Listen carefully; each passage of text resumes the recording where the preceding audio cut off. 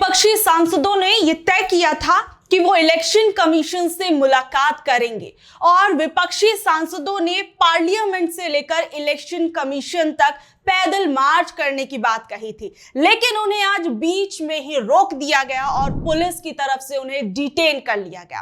Police का यह कहना था कि हमें इस बारे में जानकारी नहीं दी गई थी, लेकिन विपक्ष के सांसद जयराम रमेश उनकी तरफ से यह कहा गया कि नहीं, हमने इसके बारे में पहले ही जानकारी दे दी थी और हमने कहा था कि विपक्ष के सांसद आपसे मिलना चाहते हैं और आपको एक लेटर देना चाहते हैं। लेकिन आखिर में इलेक्शन कमीशन को विपक्षी सांसदों से ऐसा क्या खतरा था कि उन्होंने विपक्ष के सांसदों से पहले तो मिलने से मना कर दिया और फिर उसके बाद में यह कहा कि आप में से 30 सांसद जो हैं वो हमसे मिल सकते हैं और 12 बजे का समय रखा गया। लेकिन विपक्षी सांसद नहीं माने। उन्होंने कहा कि हम जितने भी विपक्ष के सांसद हैं वो सभी इलेक्शन कमीशन से मिलना चाहते हैं, लेकिन उन्हें बीच में ही रोक दिया गया। इस बीच में जो तमाम तस्वीरें निकलकर सामने आई वो अपने आप में ये साबित करती हैं कि कहीं ना कहीं ये एसआईआर का मुद्दा पूरी की पूरी बीजेपी के लिए सरदर्द तो बन ही गया है, साथ ही में अब इलेक्शन कमीशन को भी बहुत सोच समझकर अपना हर कदम उठाना पड़ रहा है, क्योंकि जिस तरीके से विपक्ष आज सड़कों पर बैठ गया, हमने देखा कि जहां एक तरफ जो पुरुष सांसद थे वो तो बैरिकेडिंग्स बांध कर निकल रहे थे, किस तरीके से अखिलेश यादव जो उनकी भी तस्वीरें निकलकर सामने आई, राहुल गांधी को भी डिटेन किया गया, लेकिन इस दौरान महिला सांसद भी कहीं से कहीं तक कम नजर नहीं आई। इस दौरान प्रियंका गांधी बीच सड़क पर बैठ गई। उन्होंने कहा कि हमें इलेक्शन कमीशन तक जाने दिया जाए। इस दौरान उन्होंने जमकर नारेबाजी की और उनके साथ साथ हमने देखा कि और जो महिला सांसद थी वो भी सड़क पर बैठ गई थी। वो जो तस्वीरें हैं जरा एक बार आप खुद देखिए। मोदी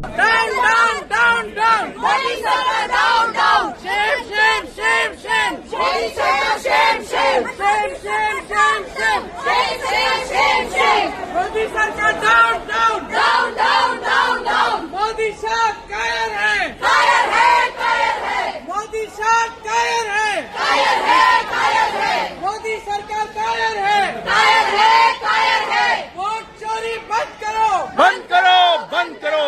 वोट चोरी नहीं चलेगी, नहीं चलेगी, नहीं चलेगी। वोट चोरी नहीं चलेगी। डरे हुए हैं, कायर है, कायर है, सरकार कायर है। जहां एक तरफ जो प्रियंका गांधी थी और उनके साथ तमाम जो विपक्ष की महिला सांसद थी वो ये नारेबाजी कर रही थी कि वोट चोर, गद्दी छोड़, ये तमाम तस्वीरें यहां पर तो देखने को मिली। लेकिन जब पुलिस ने इन महिला सांसदों को डिटेन कर लिया तो डिटेन करने के बाद ये नहीं बताया गया कि इन महिला सांसदों को कहां ले जाया जा रहा है, लेकिन बस के अंदर भी हमने देखा कि किस तरीके से प्रियंका गांधी अपनी बात लगातार कहती रही और बस के अंदर किस तरीके से उन्होंने वहां पर भी नारेबाजी की। वो बस के अंदर की भी तस्वीरें अपने आप में बेहद महत्वपूर्ण हो जाती हैं इस पूरे के पूरे एसआईआर के मुद्दे को लेकर। जरा वो भी एक बार आप देखिए।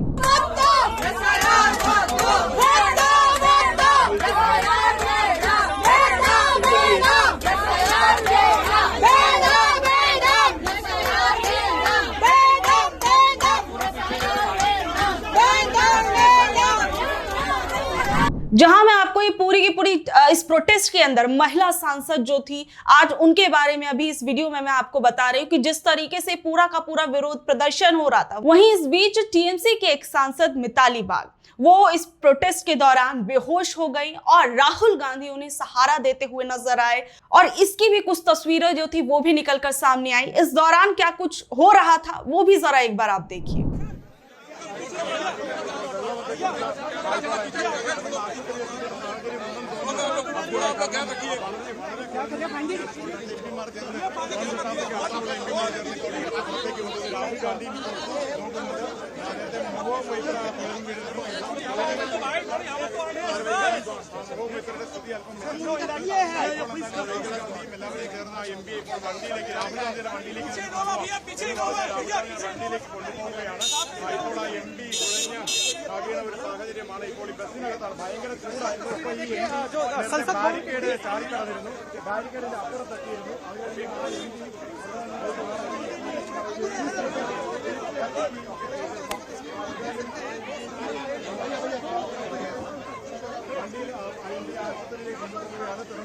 आगे वाली लोग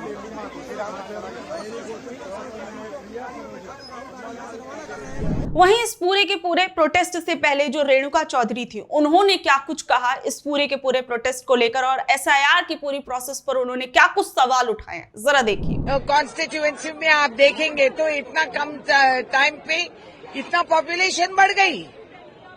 हम फैमिली प्लानिंग और उनसे भी पूछना चाह रहे हैं कि अधिक संख्या में लोग यहाँ बढ़ावा कैसे हो गए इन लोगों का।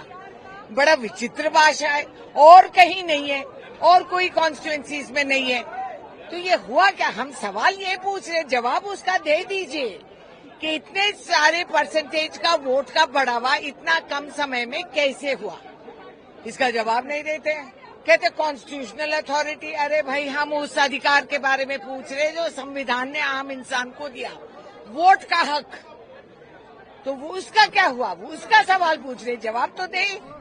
डिंपल यादव, उन्होंने भी ये सीधे तौर पर ये आरोप लगाए कि जब उत्तर प्रदेश के अंदर 10 विधानसभा पर उपचुनाव होना था तो उस दौरान भी काफी ज्यादा धांधली देखने को मिली थी। और जो जो आरोप डिंपल यादव ने लगाए हैं, जरा उन्हें भी एक बार आप सुनिए।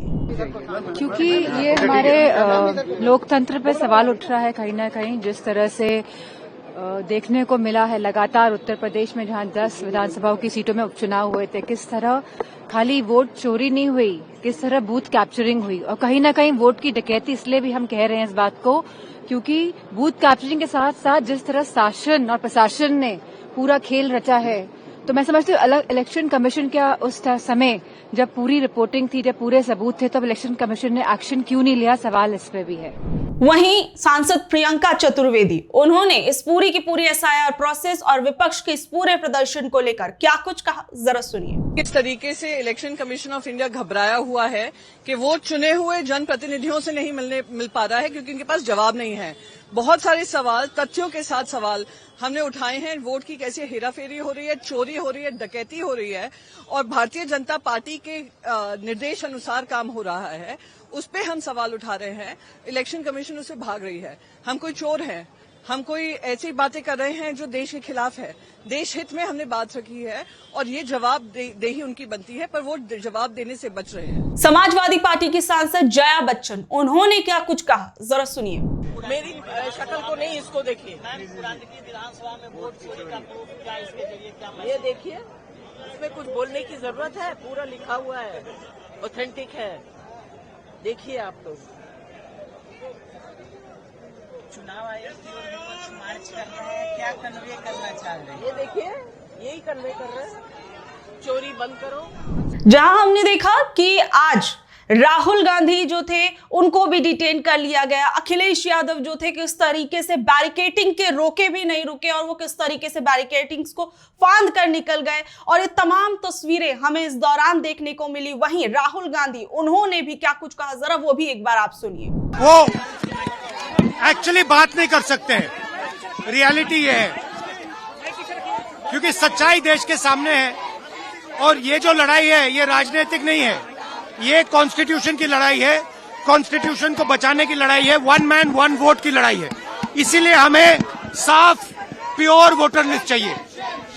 तो मतलब अब आप देख सकते हैं कि एक तरफ हम देख रहे हैं कि जहां पूरे के पूरे इस एसआईआर के प्रोसेस पर विपक्ष लगातार सवाल उठा रहा है। कर्नाटक के अंदर राहुल गांधी ने एक प्रेस कॉन्फ्रेंस करके जिस तरीके से इस पूरी की पूरी इलेक्शन प्रोसेस पर कई सवाल खड़े कर दिए हैं, वो अपने आप में तमाम विवादों को तो जन्म दे ही रही है।